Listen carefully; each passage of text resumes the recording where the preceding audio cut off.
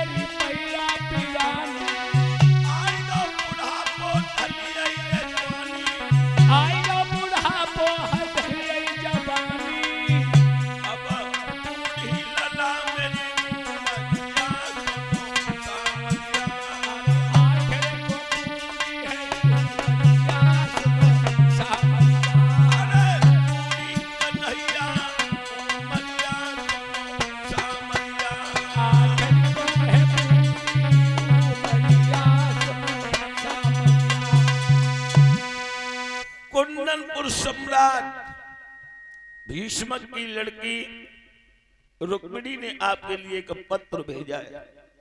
कहाँ है चिट्ठी? भक्तों, जैसे ही वो चिट्ठी भगवान ने हाथ में ली, रुक्मिणी ने जहां अपना नाम लिखा है कि आपके चरणों की चेरी रुक्मिणी। प्यारे भक्तों, भगवान कन्हैया ने चिट्ठी का एक बार चुम्बन लिया और बोले, पंडित जी तुम लड़की को समझा देना, मेरे यहां आएगी तो ग्वालिनी बजिए ग्वालिनी, और शिषपाल के यहां जाएगी तो रानी बजिए रानी।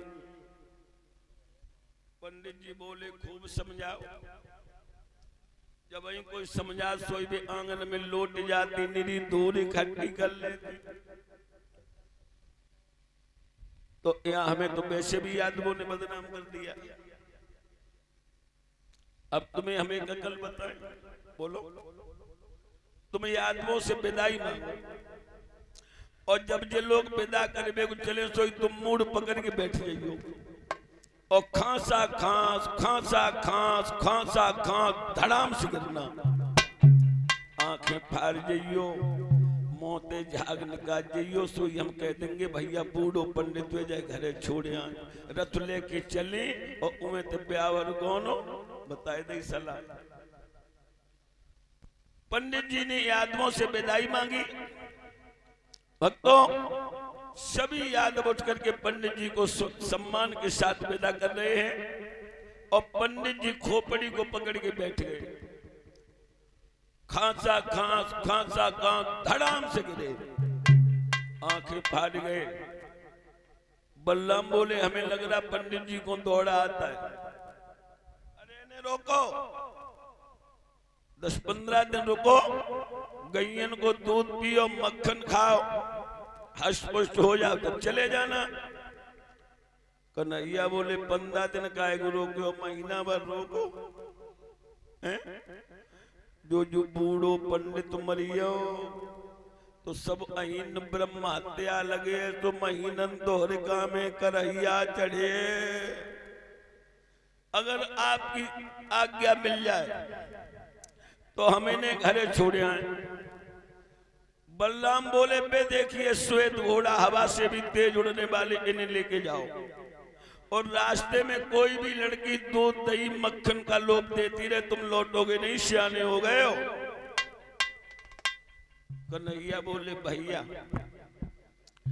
तुम हमें पठे हो तो दे, हम कब नगटी दे बात नहीं करे।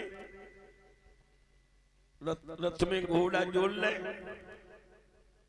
पंडित जी को उठा के रथ में धल लो और जो लो दोहरिका में रथ चलो तो धीरे धीरे धीरे धीरे, और जो दोहरिका के बाहर रथ भव। अरे भैया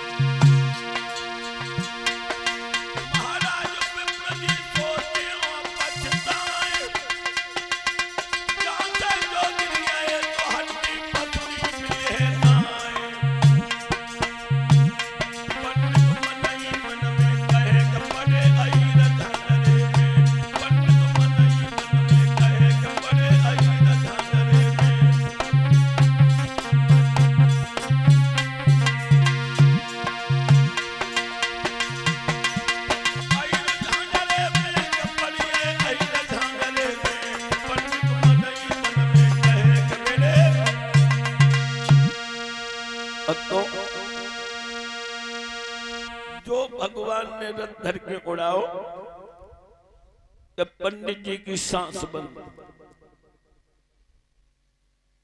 थोड़ी दूर कुंदनपुर ले गए। कन्हैया ने रथ उतार के जमीन पे रखो, आवाज लगाई पंडित जी। अब पंडित जी बोले रथ धीरे धीरे चला। घबरा गए, ये कौन सा नगर है? जवाब दिया कुंदनपुर। और ये फौज किसकी है? शिशुपाल की। ये फौज किसकी है? दंतवक्र की। ये फौज किसकी है? कि शत्रुसाल की। तुमने हमें बात क्यों नहीं बताया? मैं तो अकेला आया हूं। इतनी फौजों से बताओ भला कौन लड़ाई लड़ेगा? अब तुम ऐसो करो कि लड़की को गांव के बाहर हमें दे दो, तो हम रथ में धरे और ले जाए। पंडित जी बोले वो देखिए अलोपा भवानी का मंदिर, और उधर किसी की फौजें भी नहीं, वो दशा खाली है। तुम रथ लेके मंदिर के पास पहुंच जाओ, और हम बिटिया पूजा करवे के बहाने से भेज दिए, और तुम रथ में धरियो। भक्तों, भगवान रथ लेके चल रहे मंदिर की तरफ, और पंडित जी चल रहे घर की तरफ। रुक्मिणी आंगन में बैठी बैठी सोच रही है कि बूढ़ो पंडित पहुंचो ना, कल मेरी भामरे पड़ जाएंगी।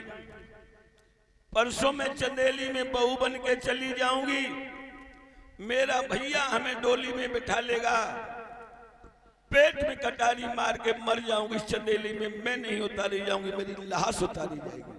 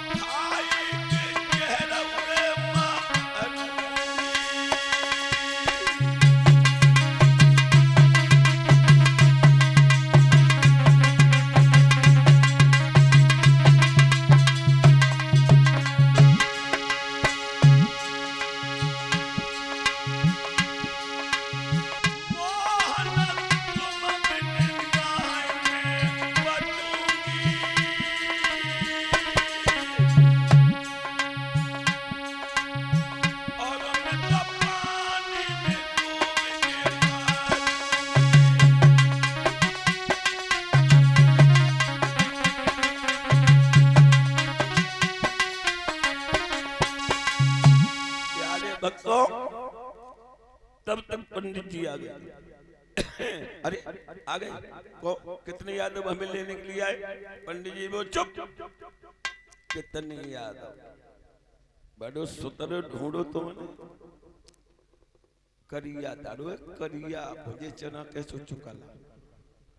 अब रुक्मिणी बोली पंडित जी मेरे श्याम काली नहीं है, वो तीनों लोगों से निराले। घमंड के मारे फटी जाती, गंगा पार गोदन ढूंढ लो तुमने, भेड़ा और वे भेड़ा तो है कहाँ, है कहाँ? अब ना पूछेगी हारे हो के थके हो, भूखे हो के प्यासे हो। रुक्मिणी बोली आज ना। क्यों?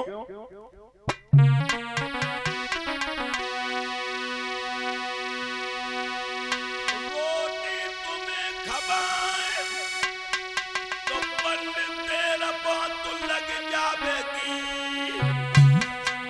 और दोनों सूरत सैया की है मंदिर से रब जाएगी।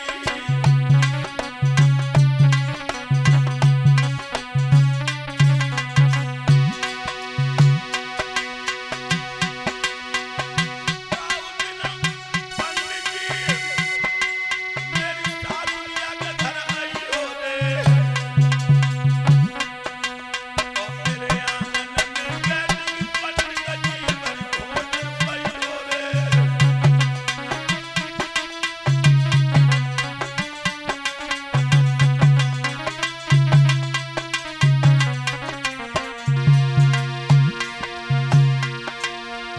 दाना दक्षिणा दे करके यो तुम्हें विदा करवाऊंगी,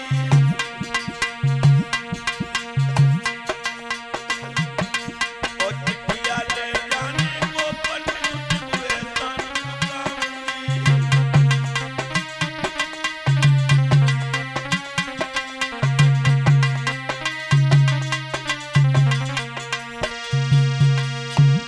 पंडित जी कहने लगे रुक्मिणी गरज पड़े कछु और है, और गरज करे कछु और तुलसी भामर डाल के नदी शिराओ मोहर को किने पूछे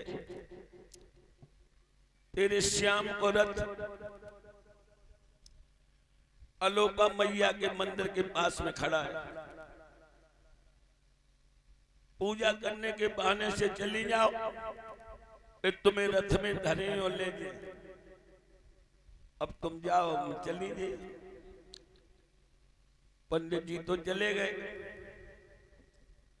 इधर रुक्मिणी की मैया ने अपनी आंखों से पट्टी बांध ली थी कि ये घोर अपराध में अपनी आंखों से नहीं देखूंगी। रुक्मिणी मैया के पास में जाकर के पहुंची, आवाज लगाई मां क्या बात है, आंखों की पट्टी खोलो।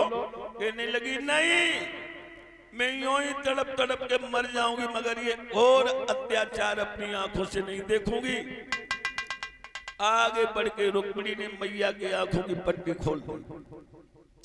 भक्तों मां कहने लगी क्या बात क्या है?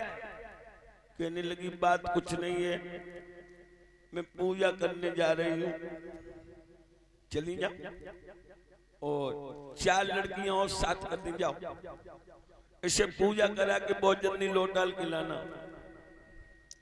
रुक्मिणी बोली मैया हाँ बेटी, मेरी भामरें कब पड़ी? कल। और मैं चंदेली में बहू बन के कब चली जाऊंगी?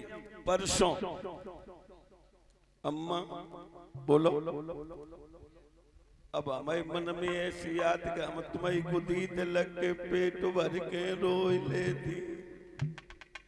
माँ कहने लगी परसों जाएगी, आज से रोएगी, आंखें नहीं सूज जाएंगी? रुक्मिणी बोली तुम जय जान लियो कि हम आज वे चली गई, अब बूढ़ी अम्मे का मालूम कि नई बिटियां का रूचक रचती हैं। भक्तों दोनों बाहें मैया के गले में फंसा ली और रुक्मिणी रोने लगी।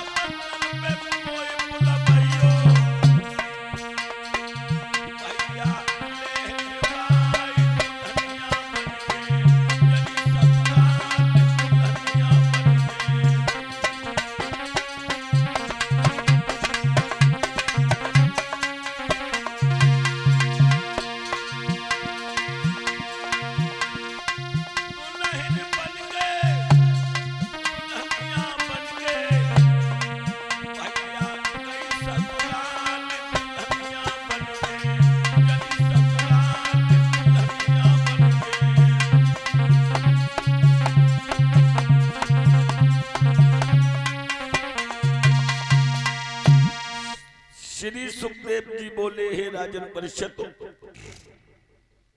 आगे आगे रुक्मिणी और पीछे पीछे सखियां। एक लड़की बोली, बहना जब कहू तो बोलते तो है ना। दूसरी बोली, तुमने मारा ब्याह ऐसो घमंड के मारे चटकी जाती है जी ब्याह सबके भाई ऐसो काऊ नहीं बाबू के कोई इंते बातें न करो, कोई इंते बातें न करो। रुक्मिणी ना बोली, भक्तों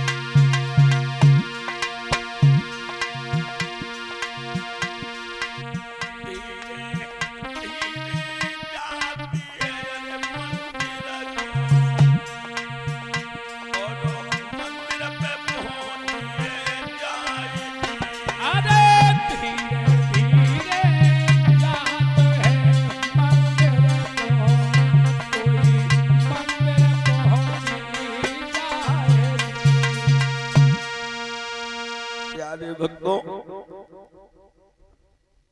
रुक्मिणी अलोका मैया की आरती उतारने लगी।